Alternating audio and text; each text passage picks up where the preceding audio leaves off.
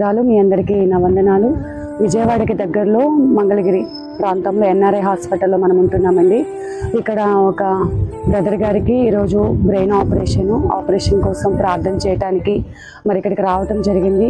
ఇక్కడికి వచ్చి ఇక్కడున్న పరిస్థితులు, పడుతున్న ప్రయాస చూస్తున్నప్పుడు చాలా బాధ కలిగిందండి. నా గతము నాకు ఒకసారిగా గుర్తు వచ్చింది. 20 సంవత్సరాల క్రితము మరి ఇలాంటి హాస్పిటల్ మధ్య మరణంతో పోరాడుతున్న నన్ను దేవుడు బ్రతికించి సజీవ లెక్కలు నిలబెట్టి ఈరోజు ఒకరికి ప్రార్థన చేసే స్థితిలో దేవుడు నన్ను నిలబెట్టి ఉంటున్నాడు.